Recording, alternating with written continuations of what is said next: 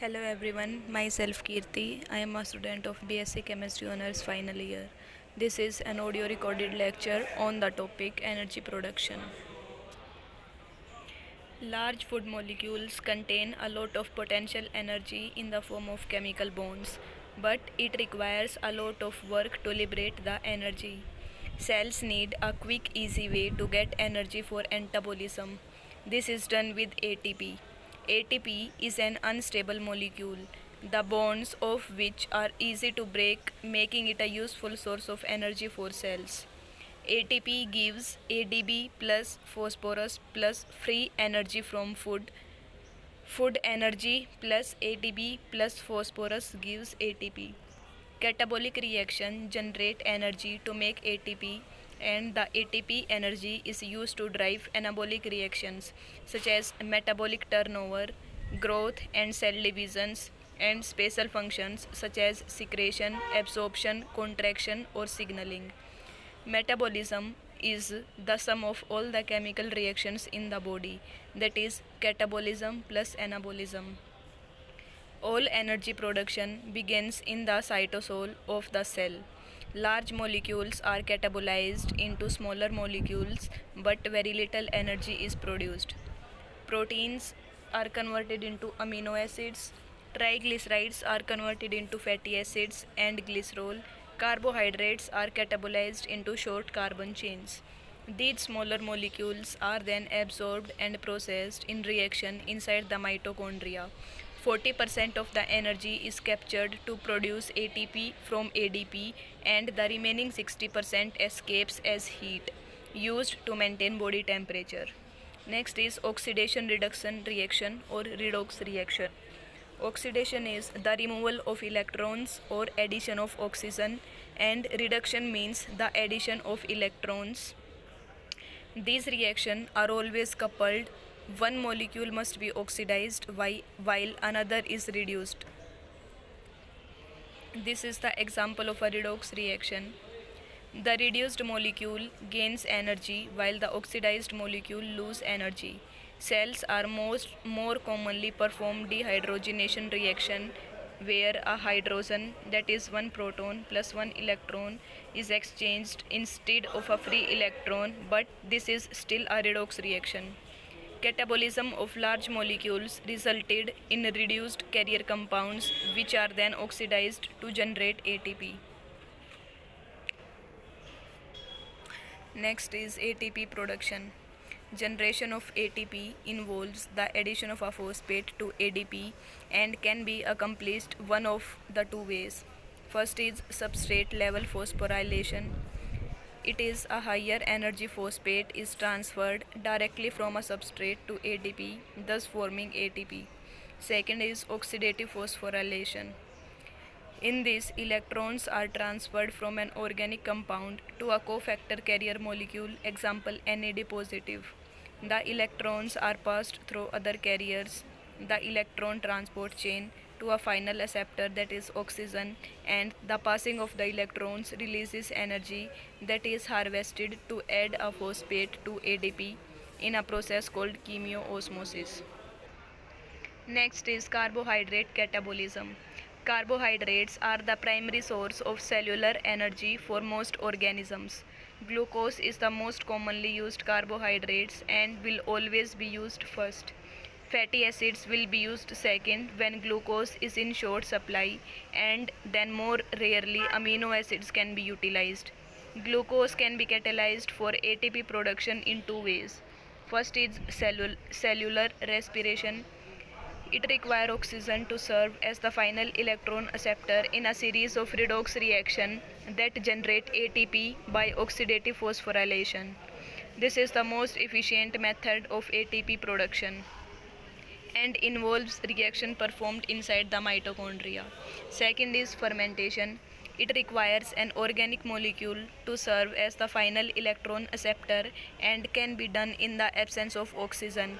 ATP is synthesized using substrate level phosphorylation, which is less efficient. In humans, this results in the production of lactic acid. Fermentation reactions are carried out in the cytoplasm. Aerobic respiration of glucose. C6H12O6 plus 6O2 gives 6CO2 plus 6H2O.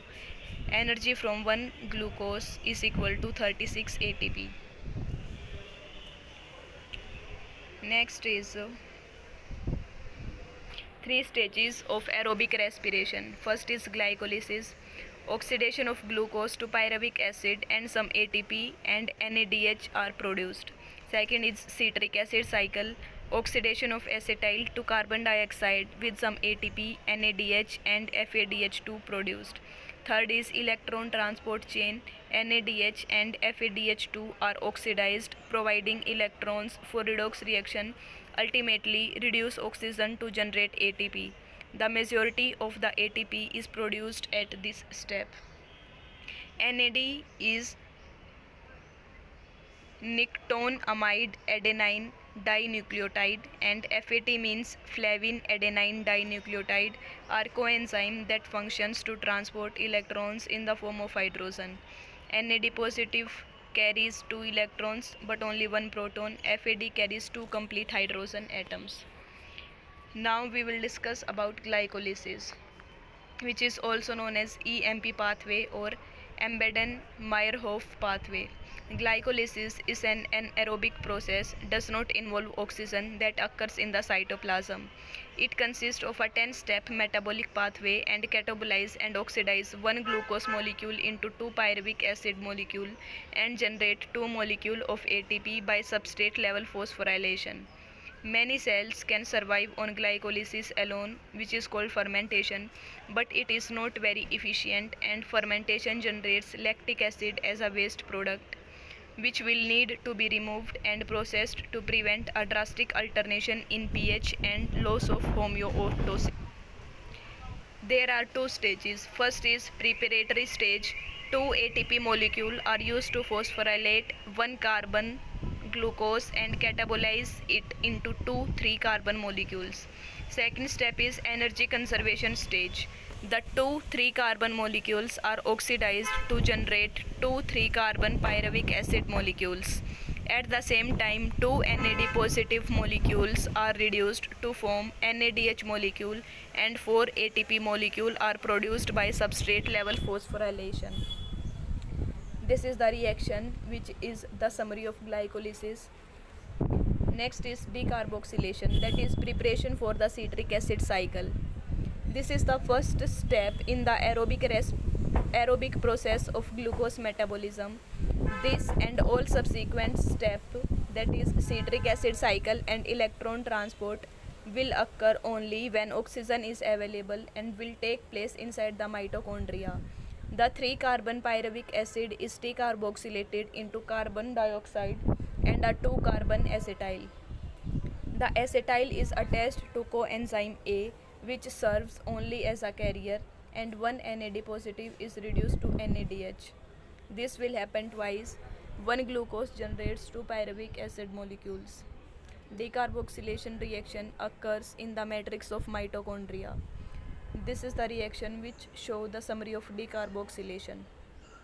Next is citric acid cycle, also known as the Krebs cycle or the tricarboxylic acid cycle.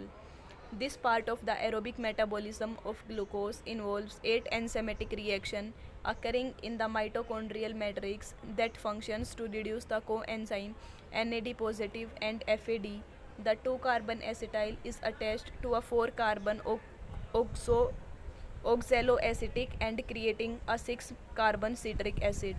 Oxidation and decarboxylation reaction occurs which catabolize the 6 carbon citric acid back into a 4 carbon oxalolactic acid and 2 carbon dioxide molecule. At the same time, 3 NAD positive and 1 FAD are reduced into 3 NADH and 1 FADH2 respectively, and 1 ATP is produced by substrate level phosphorylation. Remember, 1 glucose gives 2 pyruvic acid, 2 pyruvic acid gives 2 acetyl, so this cycle will run twice. This is the summary of citric acid cycle. 2 acetyl coenzyme A plus 6 NAD positive plus 2 FAD plus 2 ADP plus 2P plus 4 H2O gives 2 coenzyme A plus 4CO2 plus 6 NADH plus 4H positive plus 2 FADH2 plus 2 ATP. Next is electron transport chain. This is the truly aerobic part of the aerobic metabolism of glucose, as this is where the oxygen is utilized. Oxidative phosphorylation occurs on a membrane, the mitochondrial cristae, to generate most of the ATP produced from glucose. Coenzymes from the previous reaction pass electrons to a series of electron carrier molecules which carry out redox reaction, resulting in the chemiosmotic generation of ATP. There are three classes of carrier molecules. First is FMN, that is flavin mononucleotide, that means protein plus flavin coenzyme. Second is coenzyme Q, which is non-protein, and third is cytochromes, that is proteins plus an iron group. Events of the electron transport chain. First is NAD positive and FAD collected energy in the form of hydrogens from organic molecules during glycolysis, decarboxylation, and the citric acid cycle, becoming the reduces forms NADH and FADH2. Second is NADH and FADH2 are oxidized and pass hydrogens to the electron transport chain consisting of flavoproteins, cytochromes, and coenzyme Q. As electrons are passed along the chain, protons are pushed out through the membrane. This sets up a concentration gradient with protons on the outside and electrons on the inside. Third is, at the end of the chain, the electrons are accepted by oxygen, creating an anion O negative inside, which has a strong affinity for the cation H positive outside. Fourth is, chemiosmosis generates ATP. H positive from the outside move toward O negative on the inside through special membrane channels that are coupled to ATP synthase, and the high energy diffusion of H positive drives the reaction. ADP plus P gives ATP. The energy from 1 NADH from glycolysis can generate 2 ATP. The energy from 1 NADH from decarboxylation and the citric acid cycle can generate 3 ATP, and that from 1 FADH2 can generate 2 ATP for a total of 32 ATP. Fifth is, H positive combines with O negative inside the mitochondria, creating water. This is the summary of electron transport. Final summary for aerobic respiration.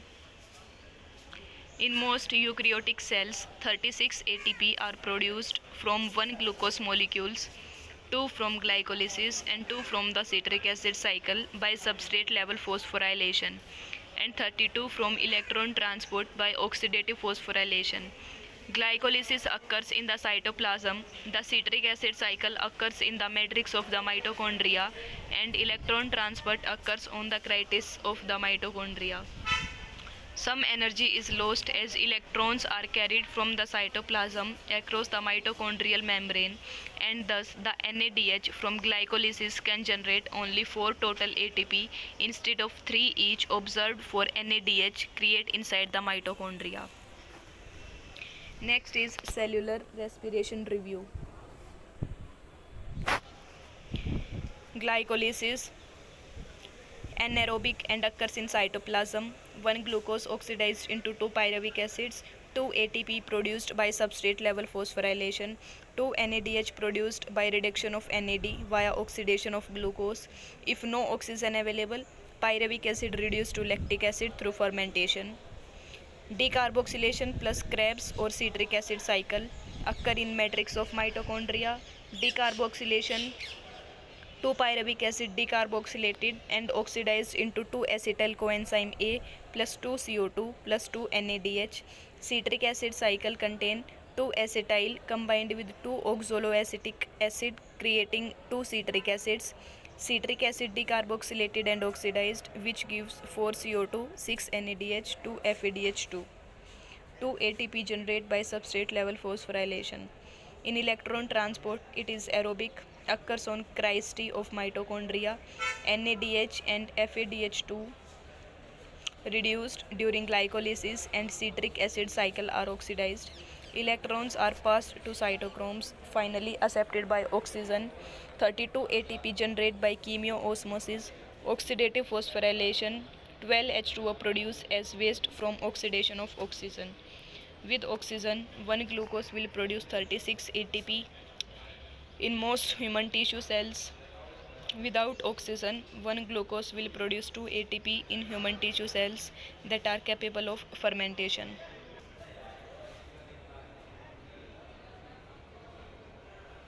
Next is lipolysis or lipid catabolism. The process of lipid catabolism hydrolyzes triglycerides, the storage form of fat, into glycerol and 3 fatty acids. The glycerol is converted into pyruvic acid in the cytoplasm and catabolized through the citric acid cycle in the mitochondria. The fatty acids are catabolized by beta oxidation in the mitochondria to be entered into the citric acid cycle as 2 carbon fragments. For each 2 carbon fragment of fatty acid produced by beta oxidation, the cell can generate 17 molecules of ATP.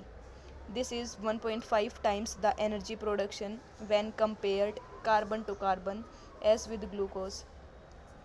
Although lipolysis generates more energy, it requires more oxygen and occurs much more slowly than equal carbohydrate metabolism. Next is protein and amino acid catabolism. For proteins to be used for energy production, they must first be broken down into individual amino acids. Then, for the amino acids to be used in citric acid cycle, they must first have the amino group removed in a process called deamination, which acquire vitamin B6. The amino group is removed in conjunction with the hydrogen creating ammonia, which is very toxic. The liver must then convert the ammonia to urea, which is relatively harmless, for excretion by the kidney. The remaining amino acid carbon chain are then used at various stages in the citric acid cycle to generate ATP. The amount of ATP produced varies with the type of amino acids depending on which step into the citric acid cycle it was entered. Catabolism of amino acid is not a practical source of quick energy and is typically only used in starvation situations. Proteins are harder to break apart than carbohydrates or lipids. Their catabolism generate toxic waste product and they are structural and functional parts of every cell and thus tend to only be used when no other energy source is available. Instead, amino acids are usually simply recycled by hydrolysis of peptide bonds in one protein to be reassembled by dehydration synthesis into the next. Next is nucleic acid catabolism. DNA is never catabolized for energy. RNA can be broken down into simple sugars and nitrogenous bases. The sugars are metabolized in glycolysis, but only the pyrimidine bases, uracil and cytosine, can be processed into the citric acid cycle. The purines adenine and guanine are deaminated and excreted as uric acid, making RNA metabolism very inefficient. Typically, nucleotides are simply recycled into no nucleic acid molecule and are not used for energy production. So this is all for today's video on the topic energy production.